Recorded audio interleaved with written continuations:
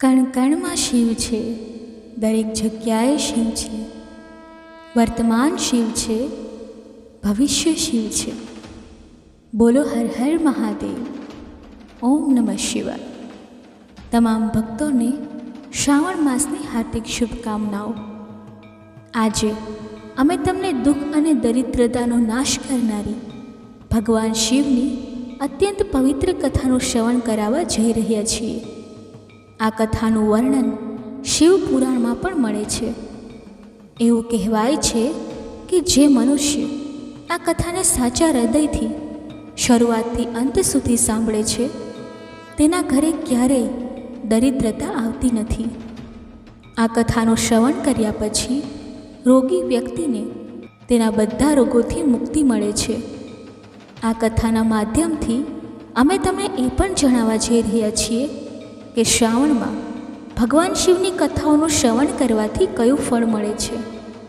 તેથી તમે બધા આ કથાનું શ્રવણ શરૂઆતથી અંત સુધી અવશ્ય કરજો. જો કોઈ વ્યક્તિ ભગવાન શિવજી અને માતા પાર્વતીની આ કલ્યાણકારી કથાનું શ્રવણ કરે છે તો તેની ભક્તિ ભગવાન શિવ પ્રત્યે 100 ગણી વધી જાય છે. જો તમે ભગવાન શિવના ભક્ત છો તો તેમનું અપમાન ના કરો. આ કથાને શરૂ કરતાં પહેલાં મારી તમને બધાને વિનંતી છે કે એક વખત સાચી શ્રદ્ધાથી કોમેન્ટમાં હર હર મહાદેવ, ઓમ નમઃ શિવાય અવશ્ય લખો.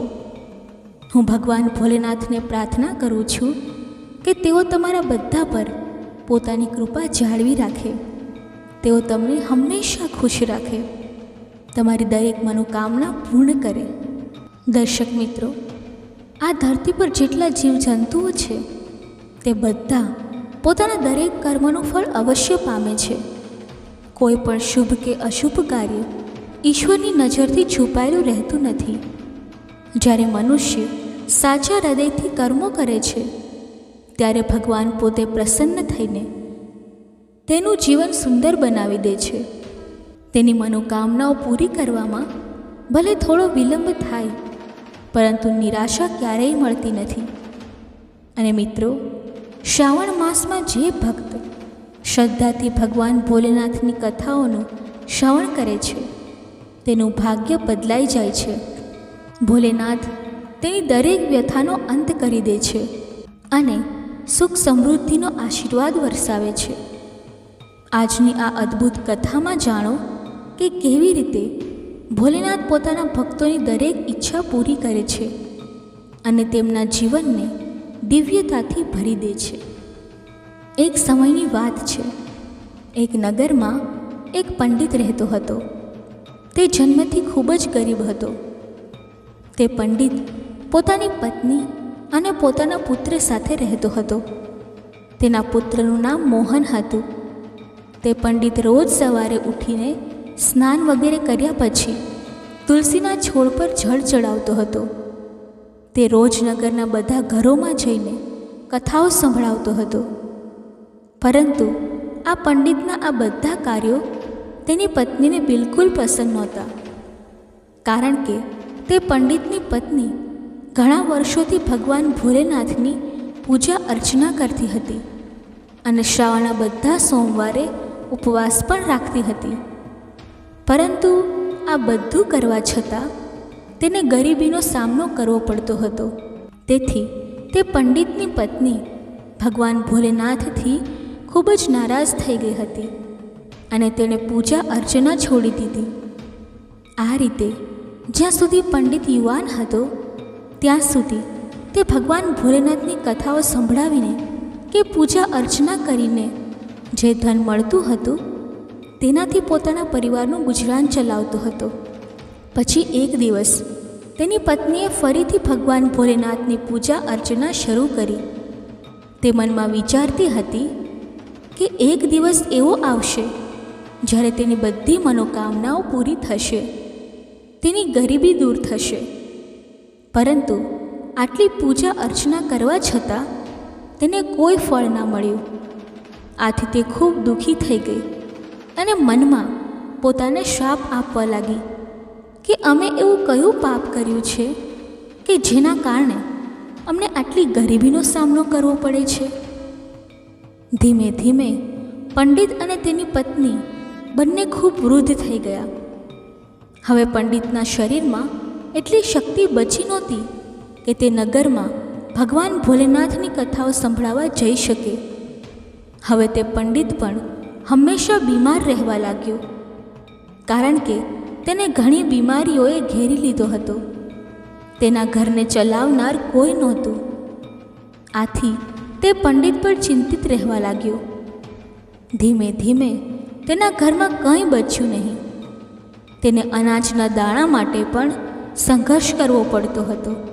ત્યારે તે પંડિતની પત્ની ખૂબ ગુસ્સે થઈ ગઈ અને ફરીથી ગુસ્સામાં આવીને ભગવાન ભોલેનાથની પૂજા અર્ચના છોડી દીધી. તેણે પોતાના પતિને પણ ભગવાન ભોલેનાથની પૂજા અર્ચના કરવાની ના પાડી. પરંતુ પંડિતે ભગવાન ભોલેનાથની પૂજા અર્ચના છોડી નહીં.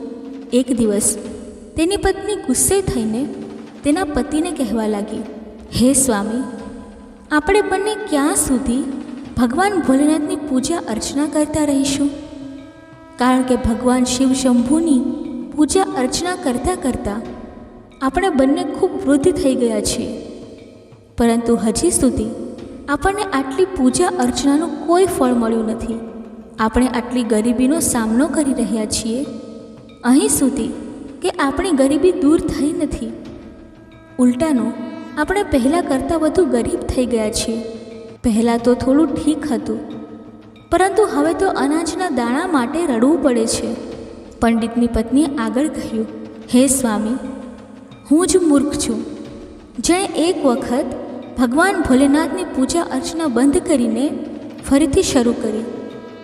મેં શ્રાવણના બધા સોમવારે ના તો દિવસ જોયો ના રાત જોઈ. દિવસથી રાત સુધી ભગવાન ભોલેનાથની પૂજા અર્ચના કરી અને ઉપવાસ પણ રાખ્યા. રોજ જપ તપ કરીને મેં મારા શરીરને નબળું કરી નાખ્યું. આ બધું કરવા છતાં મને તેનું કોઈ ફળ મળ્યું નથી.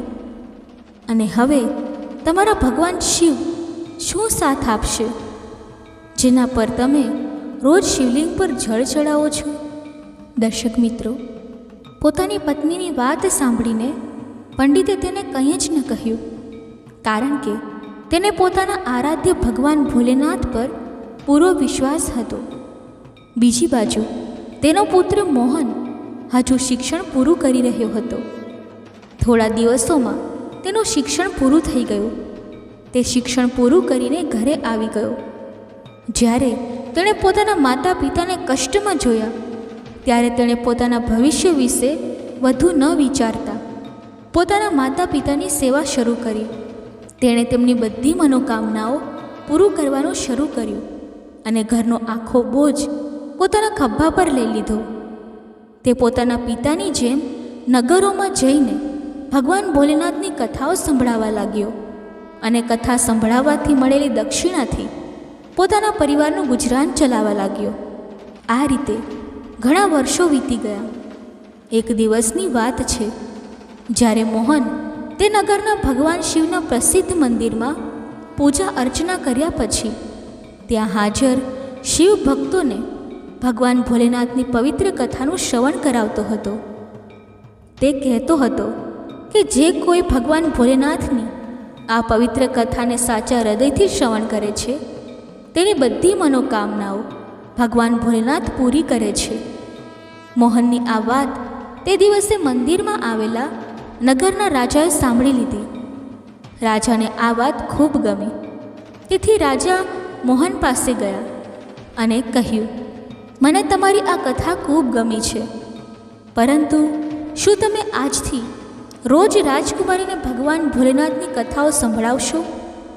કારણ કે હું ઈચ્છું છું કે મારી પુત્રીને સારો વર મળે. આ માટે હું તમને રોજ દક્ષિણા આપીશ. રાજાની આ વાત સાંભળીને મોહન ખૂબ ખુશ થયો અને રાજકુમારીને રોજ કથાઓ સંભળાવવાનું સ્વીકારી લીધું. પછી રાજાએ મોહનને રાજમહેલમાં રાજકુમારીને રોજ કથાઓ સંભળાવવા માટે નિમ્યો. હવે મોહન રોજ નગરના રાજાની પુત્રીને કથાઓ સંભળાવવા લાગ્યો. રાજકુમારીને કથાઓ સંભળાવવાથી મળેલી દક્ષિણાના ધનથી તે પોતાના પરિવારનું ગુજરાન ચલાવવા લાગ્યો. પરંતુ મોહનની માતાને આ વાત ગમતી નહોતી અને તે આનાથી ખુશ નહોતી, કારણ કે તેને પોતાના પુત્રના ભવિષ્યની ચિંતા હતી. તેથી તે રોજ આ વાતને લઈને ખૂબ ચિંતિત રહેતી હતી. એક દિવસ પંડિતની પત્નીએ પોતાના પતિને કહ્યું, હે સ્વામી, મને અમારા પુત્રના ભવિષ્યની ચિંતા થાય છે, કારણ કે આપણું જીવન તો કોઈક રીતે પસાર થઈ ગયું, પરંતુ મને આપણા પુત્રના ભવિષ્યની ચિંતા છે. આપણા મર્યા પછી તેનું શું થશે? શું આપણી ભક્તિ અને પૂજા અર્ચનાનું કોઈ ફળ નહીં મળે? શું ભગવાન ભોલેનાથને આપણું દુઃખ દેખાતું નથી? આપણો પુત્ર રાજાના મહેલમાંથી દક્ષિણામાં જે ધન લાવે છે તેનાથી આપણા આખા પરિવારનું ગુજરાન થઈ જાય છે, પરંતુ બાકીની બધી મનોકામનાઓનું શું? તે કેવી રીતે પૂરી થશે? શું આપણે ફક્ત પેટ ભરવા માટે જ જીવીએ છીએ? ઈશ્વરે આંખો શા માટે બંધ રાખી છે? શું આપણા પુત્રને આપણે જેમ જ આખું જીવન ગરીબીમાં પસાર કરવું પડશે? દર્શક મિત્રો, કૈલાશમાં ભગવાન શિવ અને માતા પાર્વતી વિરાજમાન હતા. ત્યારે માતા પાર્વતીએ પંડિતની પત્નીની કરુણ પુકાર સાંભળી. ત્યારે માતા પાર્વતીએ ભગવાન શિવને કહ્યું, હે પ્રભુ, તમે ત્રિકાલદર્શી છો, તમને બધું ખબર છે, છતાં હું તમને એક વાત પૂછવા માગું છું. હે પ્રભુ, મારી ચિંતાનું કારણ પંડિત અને તેની પત્ની છે. તમે આ બંનેની કસોટી શા માટે લઈ રહ્યા છો? હે પ્રભુ, એ પંડિત તો તમારો પરમ ભક્ત છે, પરંતુ તમે તેનું જીવન ફક્ત મુશ્કેલીઓથી ભરી દીધું છે. તમે તેને ક્યારેય તેની પૂજાનું ફળ આપ્યું નથી. તેથી મારી તમને વિનંતી છે કે હવે તમે તેના જીવનના બધા દુઃખોનો નાશ કરો, નહીં તો એવું ન થાય કે એ પંડિત અને તેની પત્ની તમારી પૂજા અર્ચના બંધ કરી દે અને તેના મનમાં તમારા પ્રત્યેની શ્રદ્ધા વિશ્વાસ ખતમ થઈ જાય. માતા પાર્વતીની આ બધી વાતો સાંભળીને ભગવાન ભોલેનાથે માતા પાર્વતીને કહ્યું, હે દેવી પાર્વતી, તમે ચિંતા ના કરો, કારણ કે અમે એ બ્રાહ્મણના ભાગ્યના ઉદયનું બીજ વાવી દીધું છે. હવે આપણે બંનેએ એ પંડિતના ઘરે જવાનો સમય આવી ગયો છે અને પૃથ્વીલોક પર જઈને આપણે શિવ લીલા કરવાની છે. આટલું કહીને ભગવાન ભોલેનાથ માતા પાર્વતી સાથે પૃથ્વીલોક તરફ ચાલ્યા ગયા. પૃથ્વીલોક પર પહોંચીને બંનેએ સાધુનું રૂપ ધારણ કર્યું. સાધુનું રૂપ ધારણ કરીને તેઓ પંડિતના ઘરની નજીક પહોંચી ગયા અને મોટા અવાજે બૂમ પાડી, અલખ નિરંજન, ઘરમાં કોઈ છે? તેમનો અવાજ સાંભળીને એ વૃદ્ધ પંડિત ઘરની બહાર નીકળ્યો અને તેમને પ્રણામ કરીને કહ્યું, હે ગુરુવર, તમારું સ્વાગત છે. કહો, હું તમારી કેવી રીતે મદદ કરી શકું? ત્યારે સાધુનું રૂપ ધારણ કરેલા ભગવાન ભોલેનાથે પંડિતને કહ્યું કે આજની રાત અમે તમારા ઘરે આરામ કરવા માંગીએ છીએ.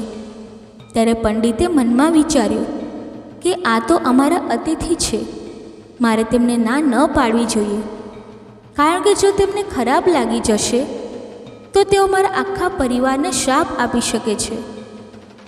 પરંતુ હું તેમનો અતિથિ સત્કાર કેવી રીતે કરીશ?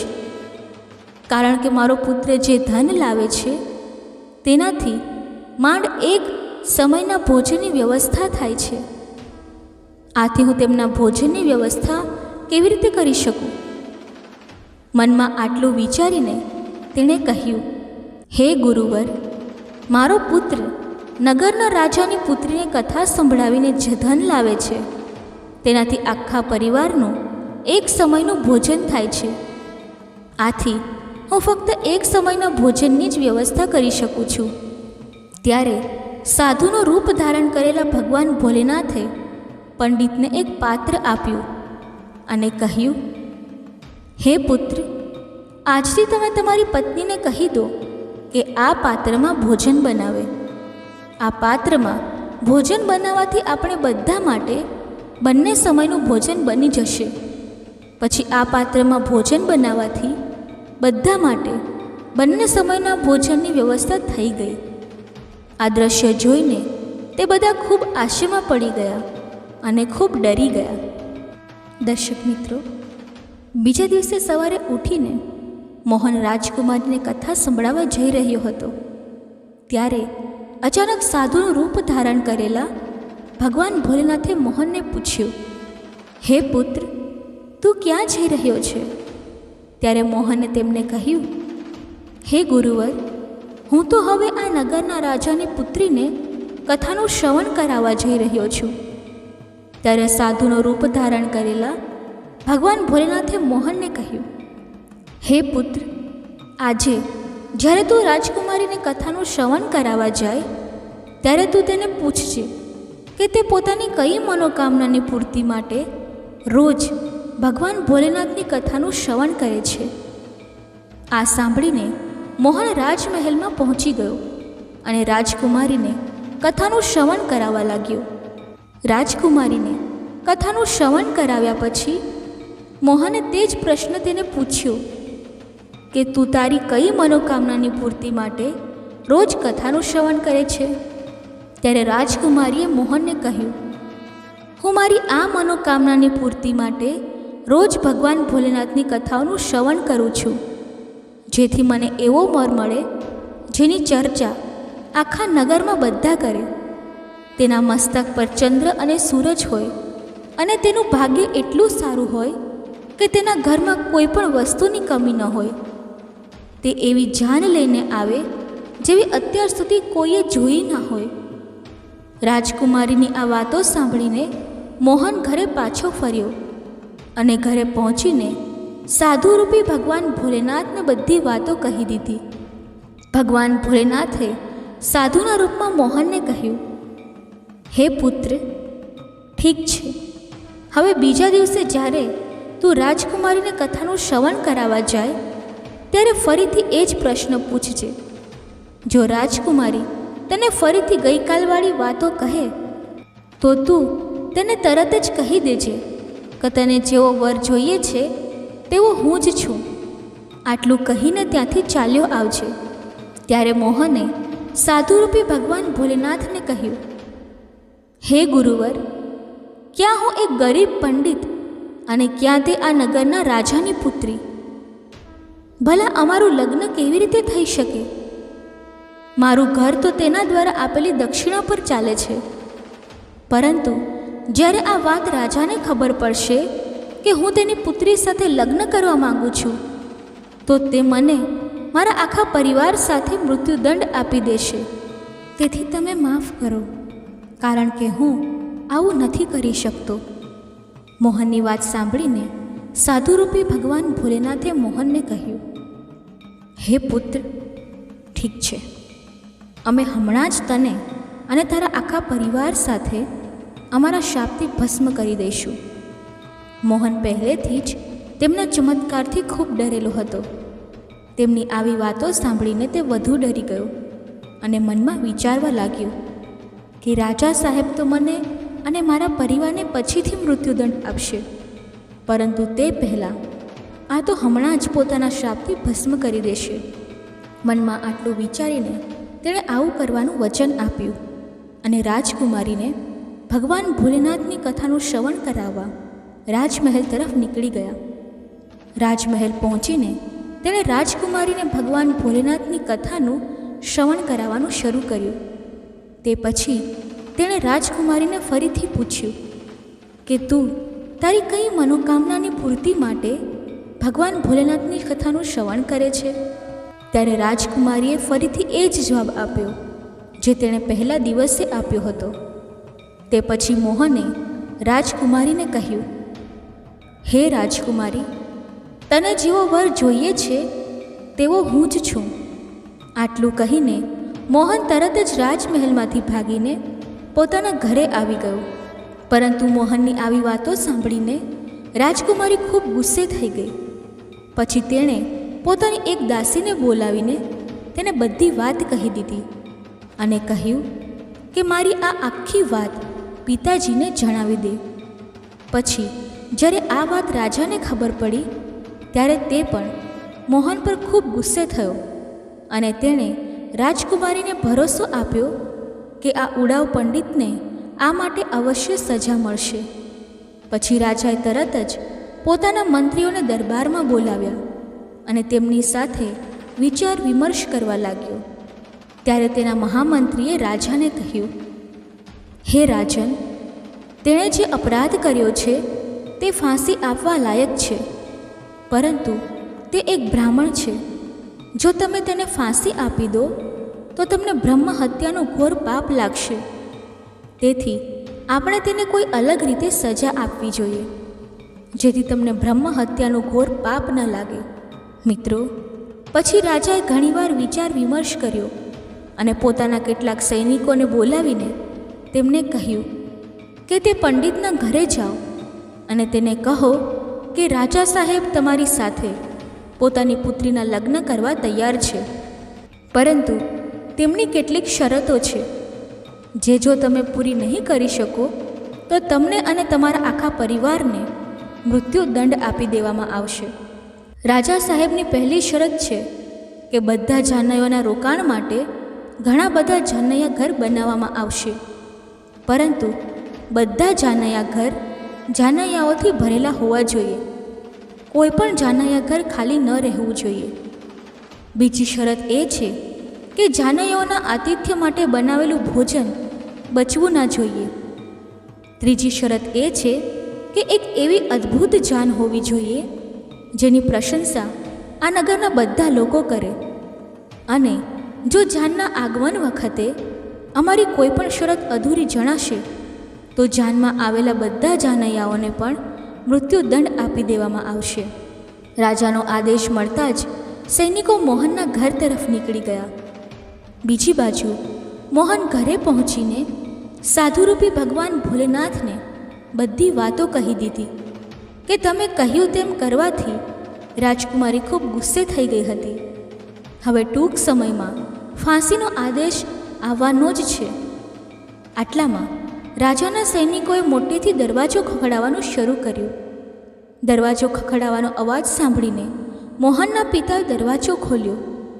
ત્યારે સૈનિકોએ તેના પિતાને કહ્યું, શું તમારો જ પુત્ર રાજકુમારી સાથે લગ્ન કરવા માંગે છે?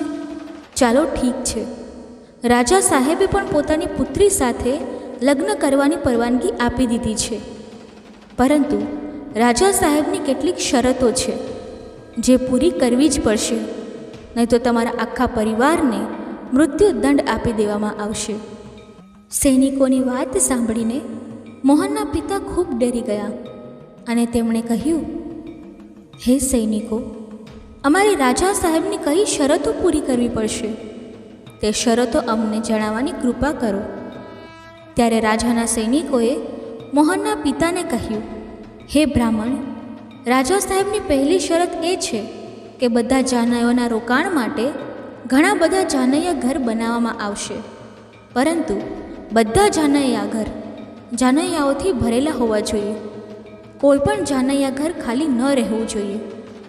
બીજી શરત એ છે કે જાનૈયાઓના આતિથ્ય માટે બનાવેલું ભોજન બચવું ના જોઈએ. ત્રીજી શરત એ છે કે એવી અદ્ભુત જાન હોવી જોઈએ જેની પ્રશંસા આ નગરના બધા લોકો કરે, અને જો જાનના આગમન વખતે અમારી કોઈ પણ શરત અધૂરી જણાશે તો જાનમાં આવેલા બધા જાનૈયાઓને પણ મૃત્યુદંડ આપી દેવામાં આવશે. રાજાના સૈનિકોની વાત સાંભળીને મોહન અને તેના પિતા ખૂબ ડરી ગયા. તેમના હાથ પગ ધ્રુજવા લાગ્યા. ત્યારે સાધુરૂપી ભગવાન ભોલેનાથે તેમને કહ્યું કે તમે ડરો નહીં, પરંતુ તમારો જવાબ આપીને રાજાના સૈનિકોને વિદાય કરો કે તમે લગ્નની તૈયારી શરૂ કરો. અમે જાનવાળા દિવસે જાન લઈને પહોંચી જઈશું. પછી મોહને પોતાનો જવાબ સૈનિકોને કહીને તેમને વિદાય કર્યા અને સૈનિકો રાજમહેલ પહોંચીને રાજાને બધી વાતો સંભળાવી દીધી. જ્યારે રાજાને મોહન તરફથી સકારાત્મક જવાબ મળ્યો ત્યારે તે ખૂબ આશ્ચર્યમાં પડી ગયા અને મનમાં વિચારવા લાગ્યા કે આખરે એ ગરીબ પંડિત કોના ભરોસે આટલી દુર્લભ શરતો હોવા છતાં મારી પુત્રી સાથે લગ્ન કરવા તૈયાર છે? શું મારો કોઈ દુશ્મન તેનો સાથ આપી રહ્યો છે? આવા ઘણા વિચારો તેના મનમાં ઉઠવા લાગ્યા. તે પછી તેણે નગરના ઘણા ઘરોને જાનૈયા ઘરની જેમ સજાવ્યા અને ઘણા બધા તંબુઓની વ્યવસ્થા પણ કરી. રાજા વિચારતો હતો કે એ પંડિત ક્યાંથી આટલા બધા જાનૈયાઓ લાવશે અને જ્યારે વધુ જાનૈયાઓ નહીં આવે ત્યારે તે મારી શરત હારી જશે. પછી તે તેને આખા પરિવાર સાથે મૃત્યુદંડ આપી દેશે. બીજી બાજુ મોહન નગરમાં જેને પણ પોતાની જાનમાં ચાલવા માટે કહેતો હતો તે તેને એમ કહીને ના પાડતા હતા કે ના, મારે આટલી જલ્દી મરવું નથી. તારો તો અંતિમ સમય નજીક આવી ગયો છે, તેથી અમે તારી સાથે જાનમાં મરવા શા માટે જઈએ? બધાની આવી વાતો સાંભળીને મોહન ખૂબ પરેશાન થઈ ગયો, કારણ કે હજી સુધી તેની સાથે જાનમાં ચાલવા માટે કોઈ તૈયાર નહોતું. પછી લગ્નનો દિવસ પણ આવી ગયો અને લગ્નવાળા દિવસે મોહન વધુ ચિંતિત હતો. જ્યારે સાધુરૂપી ભગવાન ભોલેનાથે મોહનને ખૂબ પરેશાન જોયો ત્યારે તેમણે મોહનને કહ્યું, હે પુત્ર, આજે તો તારા લગ્ન છે અને આજના દિવસે પણ તું આટલો પરેશાન થઈ રહ્યો છે કે તું કઈ વાતને લઈને આટલો ચિંતિત થઈ રહ્યો છે? તું અમારી હાજરીમાં ચિંતા ના કર, અમે તારી સાથે છીએ. ત્યારે મોહને સાધુરૂપી ભગવાન ભોલેનાથને કહ્યું, હે ગુરુવર, તમને કહેવાનો શું ફાયદો? મારું તો ભાગ્ય જ ખરાબ છે. વળી ભાગ્યમાં જે લખ્યું હોય છે તે જ થાય છે. આટલું કહીને તે તૈયાર થઈને તેમની સાથે રાજમહેલ તરફ ચાલ્યો ગયો. મિત્રો, પછી સાધુરૂપી ભગવાન ભોલેનાથે મોહનની જાનમાં ચાલવા માટે બધા દેવતાઓ, ભૂત પ્રેતો અને ગંધર્વોને મનુષ્ય રૂપમાં આમંત્રિત કર્યા અને મોહનની જાનમાં સામેલ કરી લીધા. આ બધું જોઈ મોહન અને તેના માતા પિતા આશ્ચર્યચકિત થઈ ગયા અને સાધુ બાબાને નમન કરવા લાગ્યા. ત્યારબાદ બધા જાનૈયાઓ નાચતા નાચતા જાનૈયા ઘર પહોંચી ગયા. જ્યારે મોહનની જાન પહોંચી ત્યારે એટલા બધા જાનૈયાઓ આવ્યા હતા કે રાજાએ સજાવેલા બધા જાનૈયા ઘર અને તંબુઓ જાનૈયાઓથી ભરાઈ ગયા. અમુક જાનૈયાઓ તો તંબુની બહાર જ રહી ગયા. પછી જ્યારે રાજા પાસે સૂચના મોકલવામાં આવી કે જાનૈયાઓના રોકાણ માટે જાનૈયા ઘર અને તંબુઓમાં જગ્યા બચી નથી, તો વધુ વ્યવસ્થા કરાવવામાં આવે, ત્યારે રાજા મનમાં વિચારવા લાગ્યો કે હમણાં સુધી તો કોઈ પણ તેની સાથે જાનમાં આવવા તૈયાર નહોતું અને હવે આટલા બધા જાનૈયાઓ ક્યાંથી આવી ગયા? મારે એક વખત જઈને જોવું જોઈએ. આટલું વિચારીને રાજા તરત જ ત્યાં પહોંચી ગયો અને જ્યારે સાધુ રૂપમાં ભગવાન ભોલેનાથે રાજાને જાનમાં આવેલો જોયો ત્યારે તેમણે શુક્રદેવ અને શનિદેવને બાળકનું રૂપ ધારણ કરાવ્યું અને તેમને ભૂખના કારણે વિલાપ કરાવ્યો. રાજાએ બંને બાળકોને મોટેથી વિલાપ કરતા જોયા ત્યારે તેણે સાધુરૂપી ભગવાન ભોલેનાથ પાસે જઈને પૂછ્યું, હે ગુરુવર, આ બાળકો આટલો વિલાપ શા માટે કરી રહ્યા છે? ત્યારે સાધુરૂપી ભગવાન ભોલેનાથે રાજાને જવાબ આપ્યો કે આ બંને બાળકો ખૂબ ભૂખ્યા છે, તેથી તેઓ આટલો વિલાપ કરી રહ્યા છે.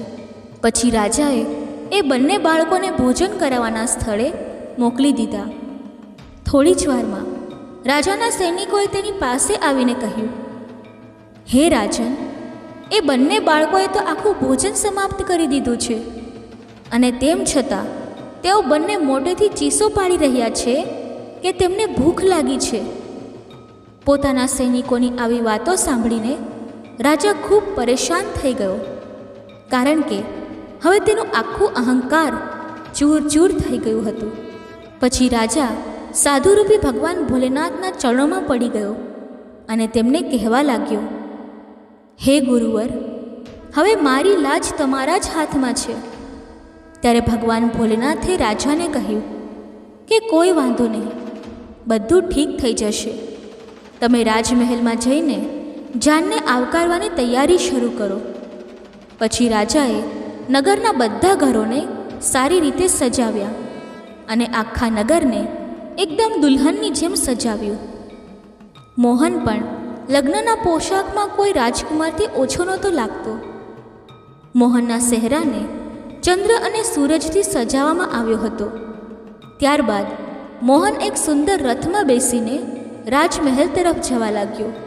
તે રથની આગળ ઘણા જાનૈયાઓ ઢોલ નગારા સાથે નાચી રહ્યા હતા અને ઘણા જાનૈયાઓ હાથમાં મુદ્રાઓ લઈને એકબીજા પર ન્યોછાવર કરીને આમ તેમ ઉછળી રહ્યા હતા. મોહનની જાનના આવા દ્રશ્યોને જોઈને નગરના કેટલાક લોકો કહેવા લાગ્યા કે આ પંડિતનું ભાગ્ય તો જુઓ, તેના મસ્તકના ચહેરાને ચંદ્ર અને સૂરજથી સજાવવામાં આવ્યા છે. તેની ચારે બાજુએ એ રીતે ધનલક્ષ્મી ઉછાળવામાં આવી રહી છે જાણે કોઈ ધનવાન રાજાની જાન નીકળી રહી હોય. આવી જાન તો અમે અમારા જીવનમાં ક્યારેય જોઈ નથી અને આગળ પણ જોવાની આશા નથી. આ પંડિત તો ભાગ્યનો ખૂબ ધની છે. પ્રજાની આવી વાતો સાંભળીને માતા પાર્વતીએ ભગવાન ભોલેનાથને કહ્યું, હે પ્રભુ, આ તો સાચું છે કે તમારી કૃપા જે મનુષ્ય પર થઈ જાય તેના માટે અન્નધનના તાળા ખુલી જાય છે. ત્યારે ભગવાન ભોલેનાથે માતા પાર્વતીને કહ્યું, હે દેવી, જે ભક્ત મારી શ્રદ્ધા ભાવથી પૂજા અર્ચના કરે છે, હું તેમની પૂજા અર્ચનાનું ફળ અવશ્ય આપું છું. તેમને ત્યાં સુધી દુઃખોનો સામનો કરવો પડે છે જ્યાં સુધી તેમના પાપ કર્મો નષ્ટ ન થઈ જાય. જેવા તેમના પુણ્ય કર્મોનો ઉદય થાય છે તેવા જ તેમના ભાગ્યના બંધ દરવાજા ખુલી જાય છે. પછી મોહન અને રાજાની પુત્રીનું વિધિવત લગ્ન થઈ ગયું અને તે રાજકુમારીને ડોલીમાં બેસાડીને પોતાના ઘરે લઈ આવ્યો. મિત્રો, જે ભક્ત શ્રાવણ માસમાં રોજ ભગવાન ભોલેનાથની કથાઓનું શ્રવણ કરે છે તેને પણ રાજકુમારીની જેમ જ સુંદર વર મળે છે. કારણ કે રાજકુમારીએ રોજ ભગવાન ભોલેનાથની કથાઓનું શ્રવણ કર્યું હતું. તેથી તેને તેની મનોકામના મુજબ સારો વર મળ્યો હતો. ભગવાન ભોલેનાથ અને માતા પાર્વતીની કૃપાથી હવે મોહન ખૂબ ધનવાન વ્યક્તિ બની ગયો હતો. તેના ઘરમાં કોઈ પણ વસ્તુની કમી નહોતી. તે પછી મોહનની માતાએ ફરીથી ભગવાન ભોલેનાથની પૂજા અર્ચના શરૂ કરી અને રોજ ઢગલો ધન ગરીબોમાં વહેંચવાનું શરૂ કર્યું. સાથે સાથે તે રોજ ભગવાન ભોલેનાથની કથાઓનું શ્રવણ પણ કરવા લાગી. દર્શક મિત્રો, હવે હું તમને બીજી એક ચમત્કારી અને દુર્લભ કથા સંભળાવું છું. આ કથા સાંભળવાથી મહાદેવ અને માતા પાર્વતી અત્યંત પ્રસન્ન થાય છે અને આપણા ભક્તોની બધી મનોકામનાઓ પૂર્ણ કરે છે. તો આવો ભગવાન શિવ અને માતા પાર્વતીના ચરણોનું ધ્યાન કરીને આ કથા સાંભળીએ. તમે લોકો આ કથાને પૂરેપૂરી સાંભળજો. એક ગામની બહાર એક નાનું શિવ મંદિર હતું જ્યાં એક વૃદ્ધ પૂજારી રહેતા હતા. એક દિવસ એક ગરીબ માતાએ પોતાના નાનકડા બાળકને મંદિરના દ્વાર પર મૂકીને ચાલી ગઈ. ઘણી શોધખોળ કરવા છતાં પૂજારીજીને બાળકના પરિવાર વિશે કંઈ જાણ ન મળી.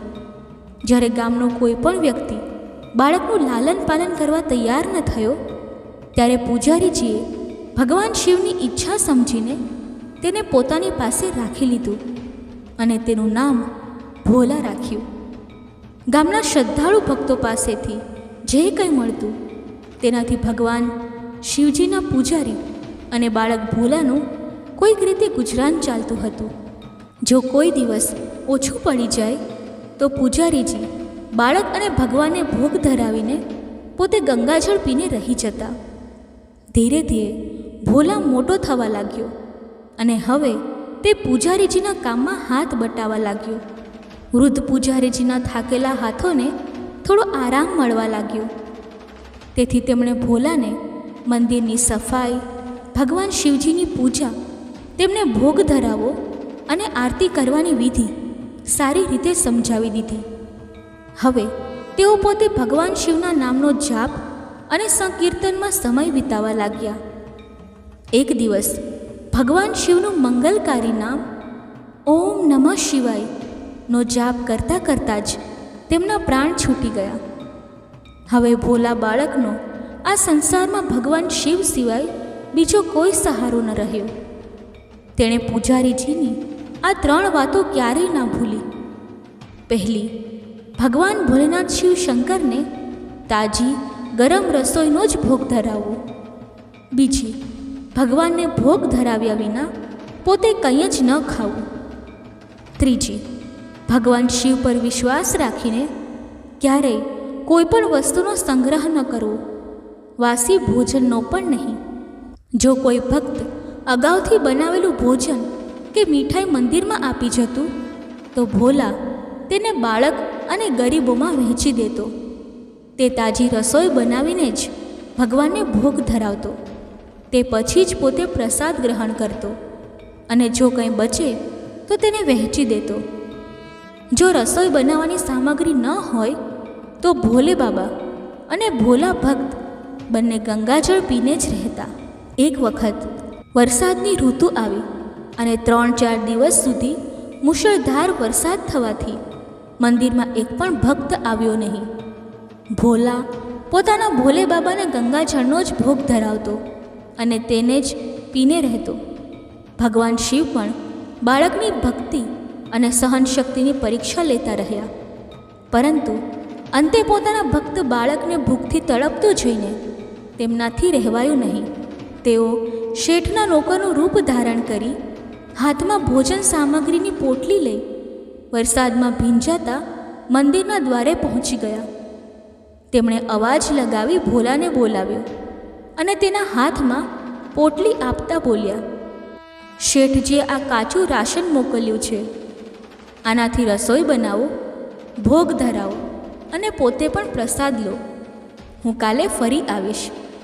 ભોલા ભક્તે આશીર્વાદ આપીને તેમને વિદાય કર્યા અને સૂકી ભીની લાકડીઓના ધુમાડામાં ગરમ રસોઈ બનાવીને ભોલે બાબાને ભોગ ધરાવ્યો.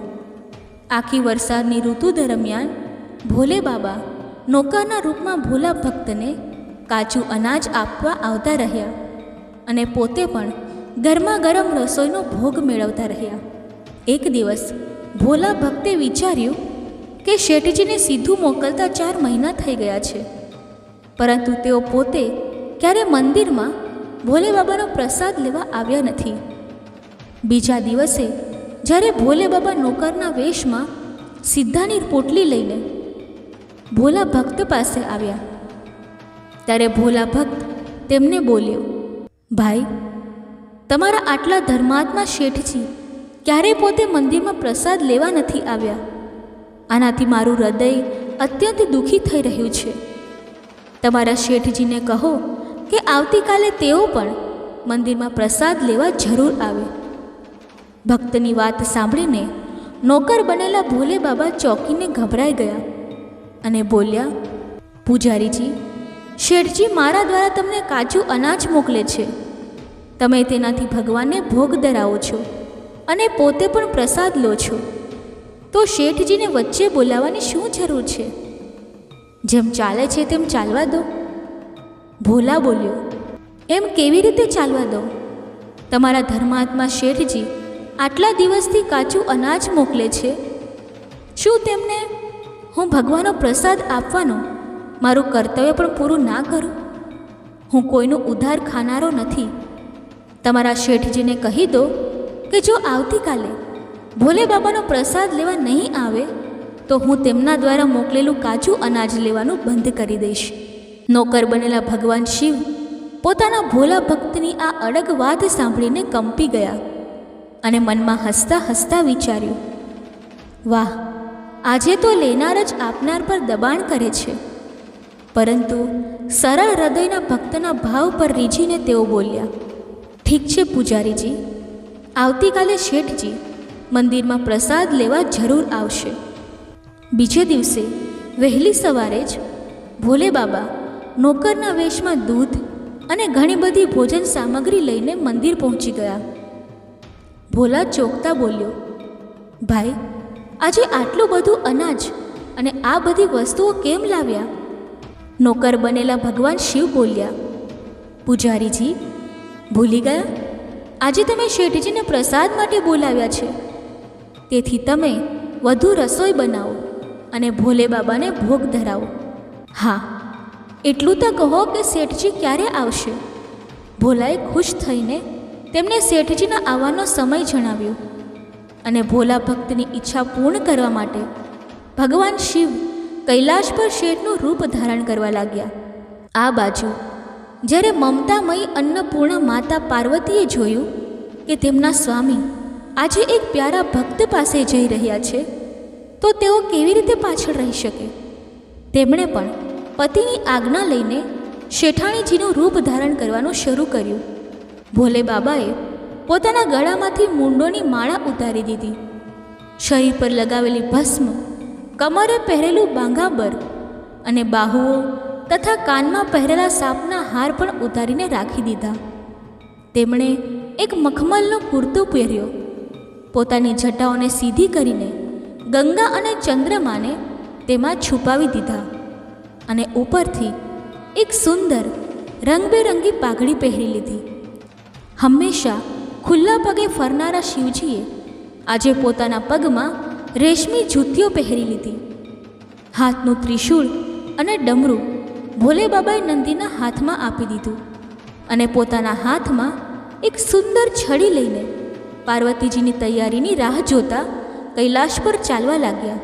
પાર્વતીજીએ ઘણો સમય સુધી પોતાનો શણગાર કર્યો. તેમણે આજે પોતાના પતિદેવના નગરમાં બનેલી સુંદર સાડી કાઢીને પહેરી, જેનો રંગ શેઠે બનેલા શિવજીના કુર્તા સાથે બિલકુલ મેળ ખાતો હતો. તેમણે સોના, ચાંદી અને હીરાના ઝગમગતા ઘરેણાં પહેરી લીધા. પગમાં સુંદર ચપ્પલ પહેરી ભોલે બાબાના વારંવાર અવાજ આપવા પછી શણગારના કક્ષમાંથી બહાર આવ્યા.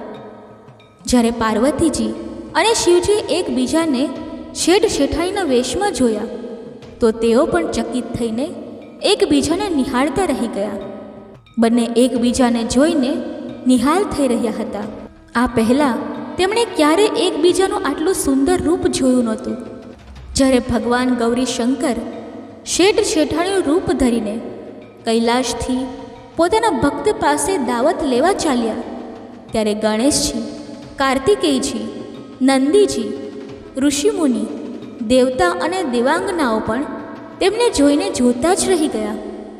શેઠ બનેલા શિવજી પોતાના હાથમાં લીધેલી છડીને અદાથી ફેરવતા પૃથ્વી પર ટેકો લગાવતા ચાલતા હતા અને તેમની સાથે સાથે પાયલની છનછનની મધુર ધ્વનિ કરતા માતા પાર્વતી શેઠાણી બનીને ચાલતા હતા.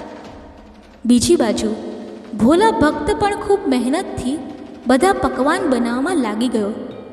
તેણે શેઠજી દ્વારા મોકલેલા ચોખા ધોઈને ખીર બનાવી, તેને ધીમી આંચે પકાવીને ગાઢી કરી અને તેમાં શેઠજી દ્વારા મોકલેલા પિસ્તા, બદામ, કેસર, ચિલગોઝા અને કિશમિશ નાખ્યા. મરચાં અને આદુને કૂટીને તેણે બાજરી, ચણાના લોટ અને ઘઉંના લોટમાં ભરી ભરીને મોટા મોટા ટીક્કા બનાવ્યા. રસોઈ બનાવીને ભોલા ભક્ત ફરીથી સ્નાન કરવા ગયો, જેથી સ્વચ્છ વસ્ત્રો પહેરીને ભોલે બાબાને ભોગ ધરાવી શકે અને શેઠજીને તેમનો પ્રસાદ આપી શકે. જ્યારે ભોલા ભક્ત સ્નાન કરીને પાછો આવ્યો ત્યારે તેણે જોયું કે શેઠજી પ્રસાદ લેવા માટે પોતે તો આવ્યા જ છે, સાથે તેમની શેઠાણીજીને પણ લાવ્યા છે. ભોલાએ ઝટપટ બંનેને રામ રામ કરી તેમને આસન આપીને બેસાડ્યા અને બોલ્યો, હું હમણાં ભગવાનને ભોગ ધરાવીને આવું છું, પછી તમને પ્રસાદ આપીશ.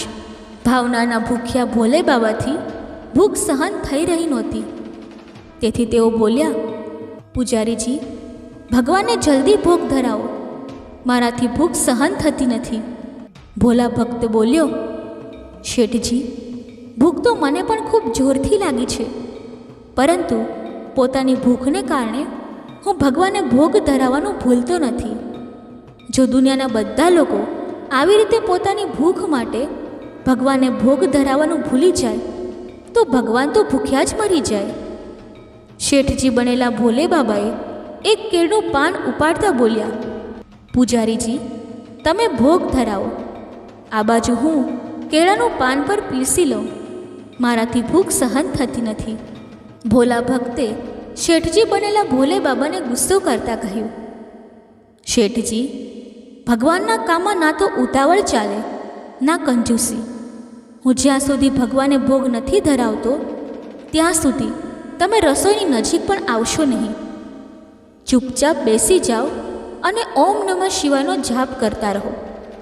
હું હમણાં આવું છું અને તમને પેટ ભરીને ભોજન કરાવું છું. આ બાજુ શેઠાણી બનેલા પાર્વતીજી ભગવાન શિવની આ દશા જોઈને મોટી મુશ્કેલીથી પોતાનું હાસ્ય રોકી શક્યા. પરંતુ જેવું જ ભોલા ભક્ત કેળનું પાનમાં સામગ્રી લઈને ભગવાનને ભોગ ધરાવવા મંદિરમાં ગયો, શિવજીએ પાર્વતીજીને મૌન રહેવાનો ઈશારો કરીને ચૂપકેથી પગ મૂકતા રસોઈમાં પહોંચી ગયા અને એક એક વ્યંજન ચાખવા લાગ્યા. ભોલે બાબા પ્રસાદ ચાખતા જ ચોંકી ગયા. ખીરમાં ખાંડની જગ્યાએ મીઠું ભરેલું હતું અને શાકમાં ખાંડ ભરેલી હતી. જેવું જ ભોલે બાબાએ રોટલીનો એક ગ્રાસ તોડીને મોંમાં મૂક્યો, તે સીસી કરવા લાગ્યા, કારણ કે રોટલીમાં મરચાં જ મરચાં ભરેલા હતા. તેઓ સીસી કરતાં ઉલટા પગે ભાગી આવ્યા અને પોતાના આસન પર જઈને બેસી ગયા. માતા પાર્વતીએ પોતાના સ્વામીની આ હાલત જોઈને ખડખડાટ હસી પડ્યા. તે પહેલાં કે ભોલે બાબા પાર્વતીજીની સામે કંઈ સફાઈ આપે, ભોલા ભક્ત ઓમ નમઃ શિવાય મંત્રનો જાપ કરતો આવી પહોંચ્યો. તેણે ભોગને રસોઈમાં મેળવીને તેને પવિત્ર બનાવી દીધું અને પછી શેઠજીની સામે કેળનું પાન પરોસીને હાથ જોડીને બોલ્યો, શેઠજી, હવે તમે પણ પેટ ભરીને પ્રસાદ લો. ભોલે બાબા તો હમણાં જ ભક્તની ભક્તિ કરતાં વધુ તેના હાથની બનેલી રસોઈ ચાખી ચૂક્યા હતા. તેથી પ્રસાદ ખાવાની વાત સાંભળીને તેમનો પરસેવો છૂટવા લાગ્યો. તેઓ ક્યારેક ભોલાનો તો ક્યારેક પાર્વતીજીનો ચહેરો જોવા લાગ્યા. ભોલાને શેઠજીની ઢીલ સહન થઈ નહીં અને તે બોલ્યો, શેઠજી, હવે શું થયું? હમણાં તો તમે ઉતાવળા થઈ રહ્યા હતા. હવે તમે શા માટે નથી ખાતા? તમે ખાશો તો જ માતાજી પણ પ્રસાદ લેશે અને પછી હું પણ પ્રસાદ લઈશ. ભોલાની લલકાર સાંભળીને ભોલે બાબાએ ચૂપચાપ ખીરનું કુલ્હડ ઉપાડ્યું અને આખી મીઠી ખીર ગટગટ પી ગયા. કુલ્હડ ખાલી થવાની વાર હતી કે ભોલાએ તેને ઝટપટ ફરી ભરી દીધું. પોતાના પ્રિય ભક્તના હાથે પરોસેલા ભોગમાં ભગવાનને આજે બે ગણો સ્વાદ આવવા લાગ્યો. ભોલા પરોસતો ગયો અને ભગવાન શિવ પીતા ગયા. માતા પાર્વતી ભક્ત અને ભગવાન બંનેના પ્રેમને જોતા જોતા મંત્રમુગ્ધ થઈ રહ્યા. જ્યારે આખી રસોઈ પૂરી થઈ ગઈ ત્યારે ભગવાને એક જોરદાર ડકાર લીધી. ભોલાને હોશ આવ્યું અને તે બોલ્યો, વાહ શેઠજી, વાહ! હું જ બાવલો હતો કે આટલી થોડી રસોઈ બનાવી. મને ખબર હોત કે તમને પ્રસાદ લેવાનો આટલો શોખ છે તો હું વધુ રસોઈ બનાવત. ભોલે બાબા પોતાના પેટ પર હાથ ફેરવતા શેઠાણી બનેલી માતા પાર્વતી તરફ હસીને બોલ્યા, પૂજારીજી, હું રોજ આટલું ક્યાં ખાઉં છું, પરંતુ આજે પ્રસાદ એટલો સ્વાદિષ્ટ બન્યો હતો કે મારાથી બસ રહેવાયું નહીં અને હું ખાતો જ ગયો. પરંતુ ત્યારે ભોલા ભક્ત રડમસ થઈને બોલ્યો, શેઠજી, એ તો ઠીક કર્યું, પરંતુ માતાજી તો ભૂખ્યા રહી ગયા. મમતામયી પાર્વતી માતાથી ભોલાનો રડમસ ચહેરો જોવાયો નહીં. તેમણે બચેલી ખીરના 4 ટીપા પોતાના કંઠમાં ટપકાવી દીધા. ભોલે બાબા દ્વારા ભોગ ધરાવાથી પ્રસાદમાં અદ્ભુત અલૌકિક સ્વાદ ભરાઈ ગયો હતો. આવી સુગંધિત અને મીઠી ખીર ચાખીને માતા પાર્વતી આકંઠ તૃપ્ત થઈ ગયા અને તેમના તૃપ્ત થતાં જ જાણે સૃષ્ટિનું દરેક પ્રાણી તૃપ્ત થઈ ગયું. ભોલા ભક્ત બોલ્યો, શેઠજી, તમે અને માતાજીએ પ્રસાદ ગ્રહણ કર્યો તેનાથી મને અત્યંત સંતોષ થયો. એમ જ સમજો કે તમે બંને પ્રસાદ લીધો એથી મારું પણ પેટ ભરાઈ ગયું. મારી તો વળી મહિનામાં 2 એકાદશી થઈ જાય છે, પરંતુ હું પણ એક દાણો લઈ લઉં છું, જેથી ભોલે બાબાના પ્રસાદનું અનાદર ન થાય. આમ કહીને જેવું જ ભોલાએ ખીરના પાત્રમાં લાગેલો ચોખાનો એક દાણો ઉપાડીને પોતાના કંઠમાં નાખ્યો, તેની જન્મ જન્માંતરની ભૂખ તરસ મટી ગઈ અને બધી વાસનાઓ તથા ઈચ્છાઓની તૃપ્તિ થઈ ગઈ. તેના જ્ઞાનના નેત્રો ખુલી ગયા અને તેણે જોયું કે તેની સામે ત્રિલોકીનાથ ભગવાન શંકર અને જગતજનની માતા પાર્વતી આશીર્વાદની મુદ્રામાં મુસ્કુરાતા ઊભા છે. તેમના હાથમાં ત્રિશૂળ શોભતું હતું. ભોલા દોડીને તેમના ચરણોમાં ઢળી પડ્યો અને હંમેશ માટે તેમાં જ સમાઈ ગયો. બોલો હર હર મહાદેવ, ઓમ નમઃ શિવાય. મિત્રો, ભગવાન ભોલેનાથની રોજ કથાઓનું શ્રવણ કરવાથી અને પૂજા અર્ચના કરવાથી શુભ ફળ મળે છે. આથી એક વખત શ્રાવણ માસમાં ભગવાન ભોલેનાથ અને માતા પાર્વતીની કથાનું શ્રવણ અવશ્ય કરો. આનાથી તમારી બધી મનોકામનાઓ અવશ્ય પૂર્ણ થશે. દર્શક મિત્રો, શ્રાવણ માસમાં ભગવાન ભોલેનાથ અને માતા પાર્વતીની પવિત્ર કથા બોલતી વખતે જો મારાથી કોઈ ભૂલ થઈ હોય તો હું ક્ષમા માંગુ છું અને આશા રાખું છું કે તમને આ કથા પસંદ આવી હશે. જો આ કથા તમને પસંદ આવી હોય તો વિડીયોને લાઈક કરી ચેનલને સબસ્ક્રાઈબ અવશ્ય કરી લેજો અને કોમેન્ટ બોક્સમાં સાચી શ્રદ્ધાથી હર હર મહાદેવ, ઓમ નમઃ શિવાય અવશ્ય લખો. ધન્યવાદ. જય શ્રી કૃષ્ણ. રાધે રાધે.